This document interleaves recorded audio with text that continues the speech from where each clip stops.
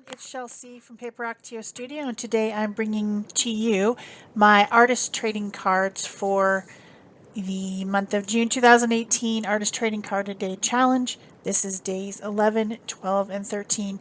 It's still not too late to join in if you'd like to make an artist trading card every day. That is, of course, a small little art piece the size 3.5 by 2.5 inches, and you can post them anywhere on social media, including our two groups, the Pick a Stick Challenge and the Art Joy of Sharing group on Facebook.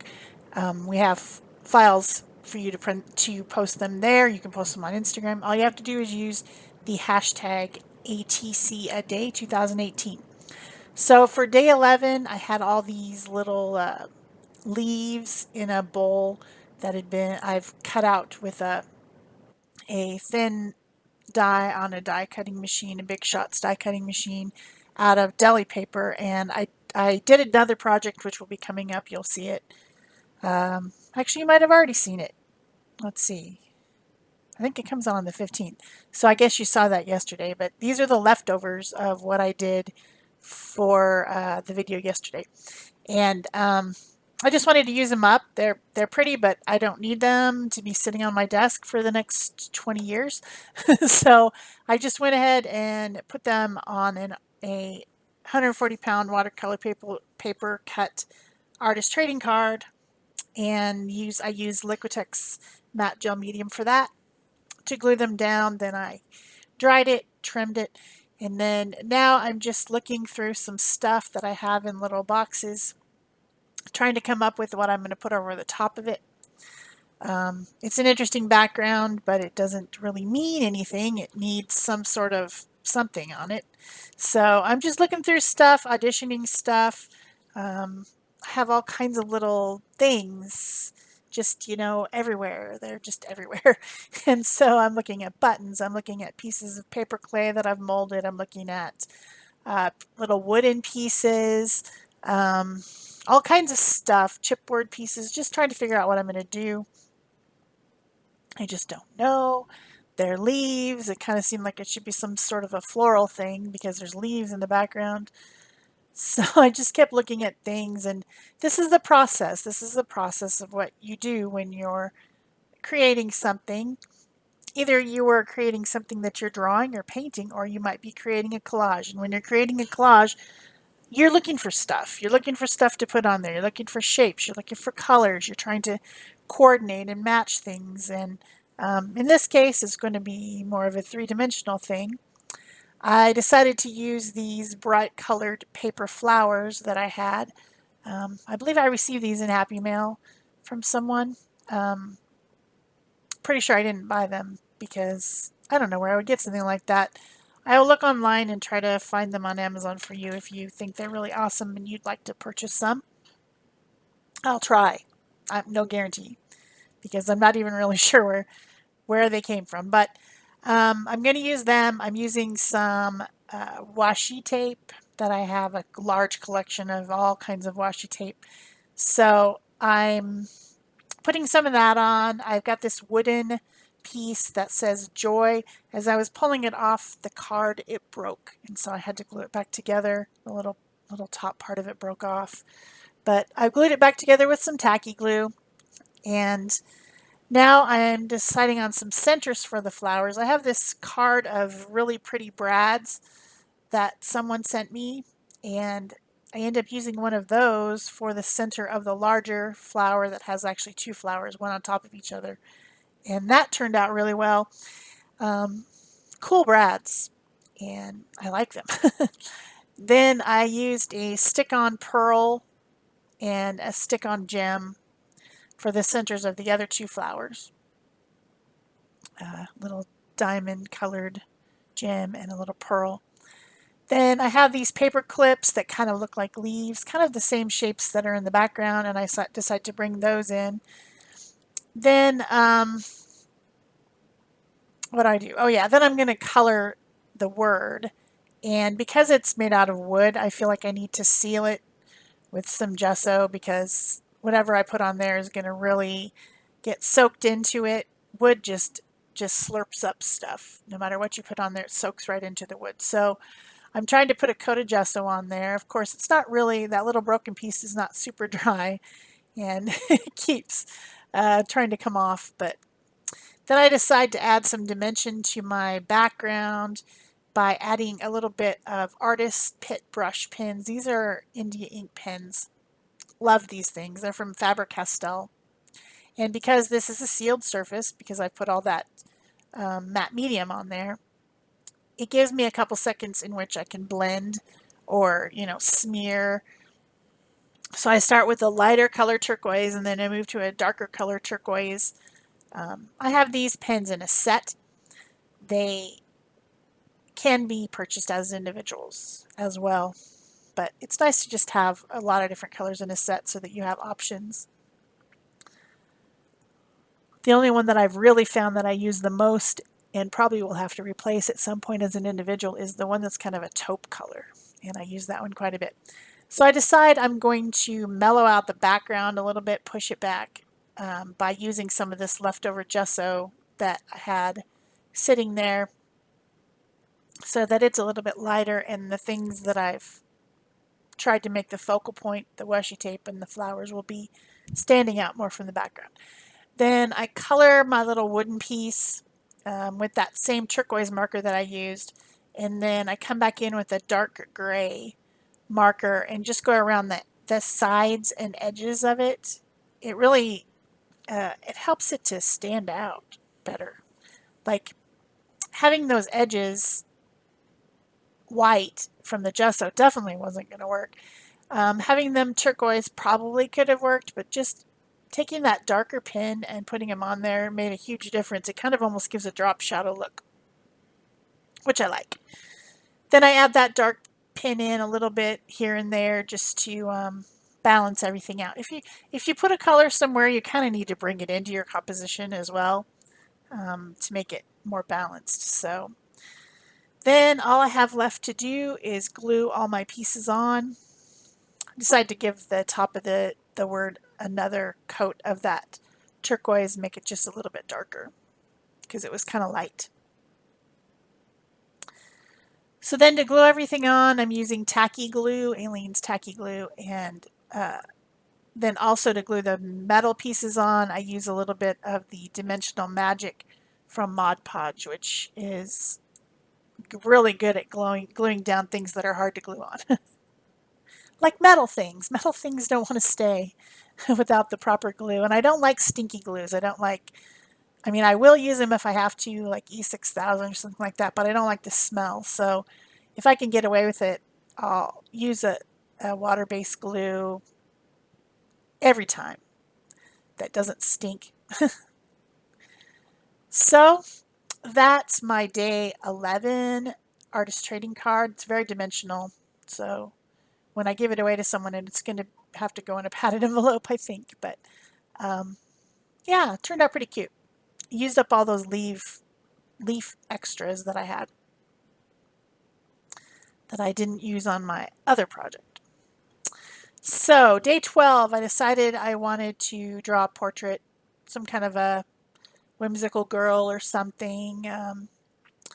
I was out the other night and I saw this girl with I think it's called unicorn hair. I'm not sure if that's the right term for it, but she had basically a lot of different, like, she had lavender and pink and teal and different color hair. And she had it up in an updo, and I was thinking about that, how I wished I had that hair. My hair would never support that. I do have a little bit of purple in my hair, but to get it all bleached out and then colored and, just my hair would just drop off from that type of abuse. It's weak enough as it is, so doing that to my hair would be probably a no-no, but boy did it look cool on her, and I was very envious. So I decided to draw her. It didn't end up turning out very much like her, but it's cute anyway. It's whimsical. So I drew on the 140-pound weight watercolor paper card first with a graphite pencil. That's my mechanical graphite pencil with soft 2B lead in it. Or graphite. It's not really lead, is it? but you know what I'm saying. They call it lead. It's not lead, it's graphite. But anyway, then I put a coat of gesso over that to kind of seal in my graphite. And then I decided to put a little bit of collage on there. It didn't end up making a difference at all, and I could have completely skipped this stage, but I just like to do it. I like to put the collage on as a layer when I'm doing mixed media. I'm just not really sure that you can see any of it left, though, as I look at the card. I'm not sure any of it's left. Maybe a little bit of texture. But anyway, it's something that I do, something I like to do. So I did it. So then I have my Neocolor 2 water-soluble crayons. These are highly pigmented water-soluble crayons made from Coranda ash. I think it's maybe Swiss or German. I'm not sure. They're definitely imported. But these are the best water-soluble crayons, in my opinion, in the world. And no, they did not pay me to say that. I wish they would. So I start out with some skin tone. I've got some unbleached titanium acrylic paint on my palette, and I have a water brush. This is a water tank brush. It has water in the barrel of it, so it's moist. I can squeeze it to make more water come out. And it's the one that I use with acrylics.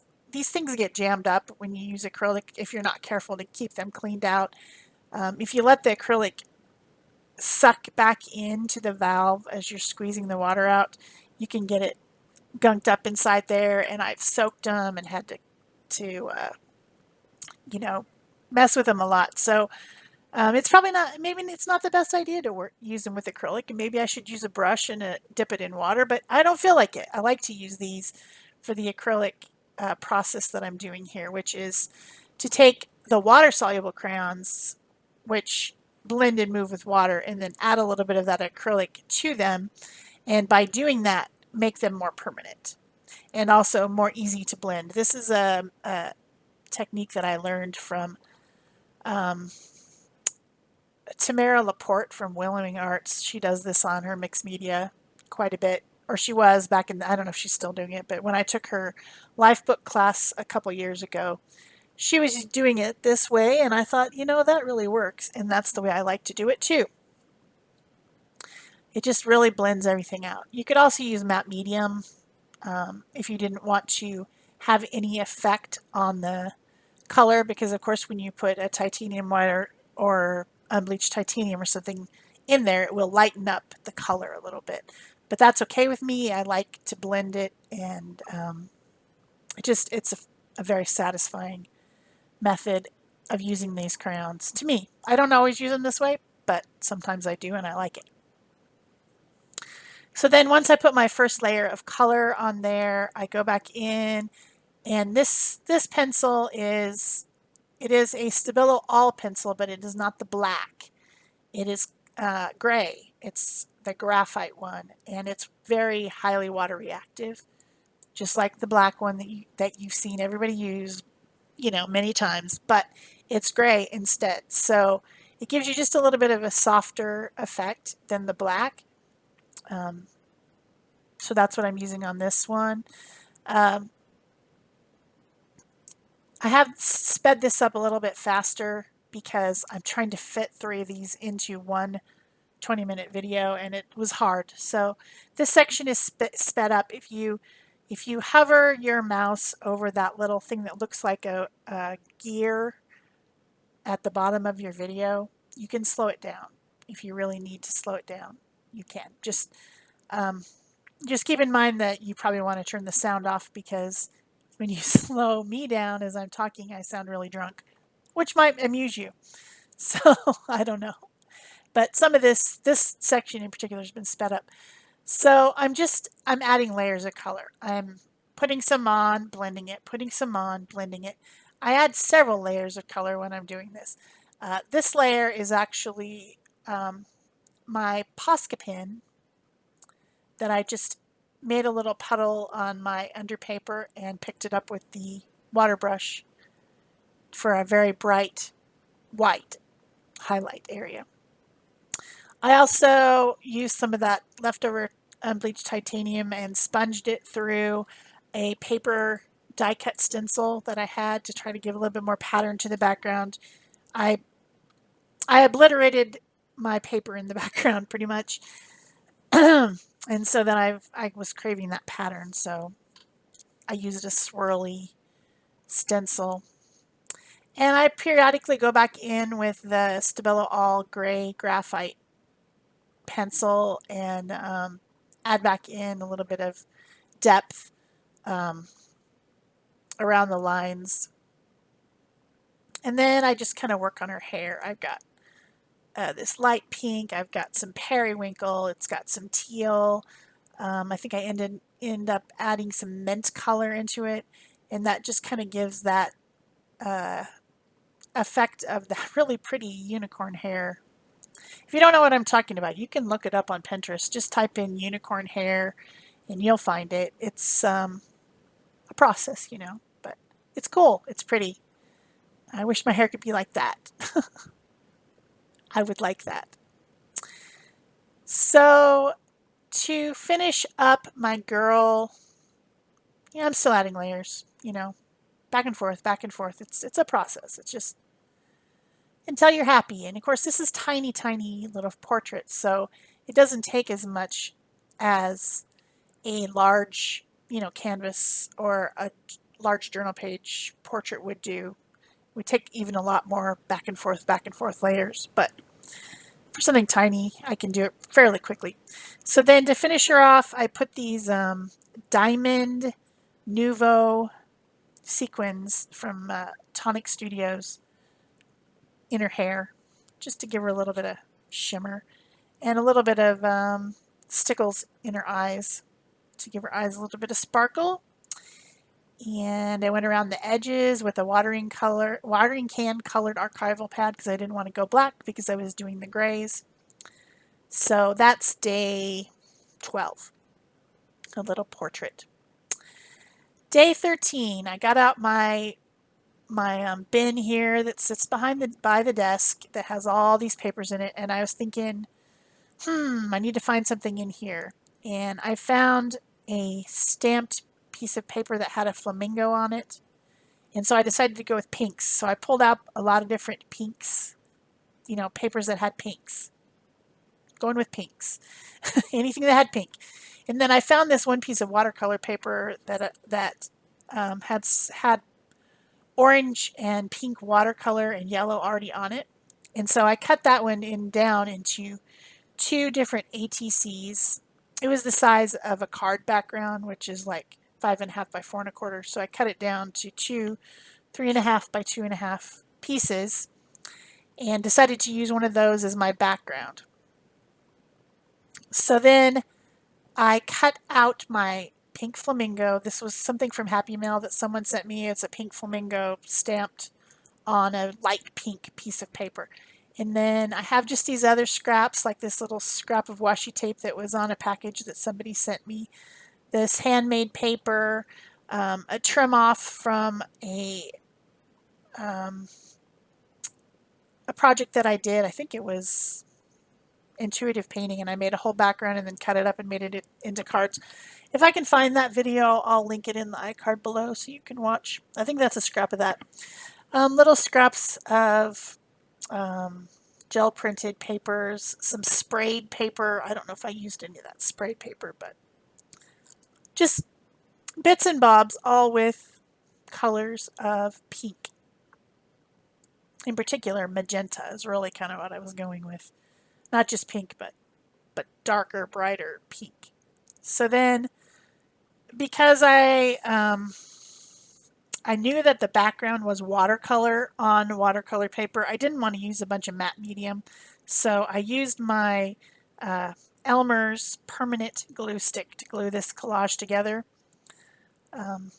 It works pretty well for sticking stuff together, and once it's dry, it's pretty darn permanent. They're not lying. It's a decent glue stick. So I glued everything together with that so that I wouldn't get that paper all wet and soggy with matte medium, with a fluid matte medium, because that would perhaps smear things. Also, I wasn't real sure, since that stamped image came from someone else, I didn't know if it was permanent ink or if it was a dye-based ink that would be affected by water as well. So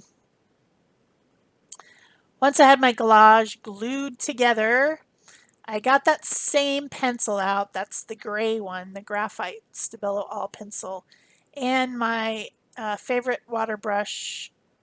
That is the Arteza one. It has like a little pinchy thing in the middle that I like. Gets the water out nicely. Easy to refill. I got that in a set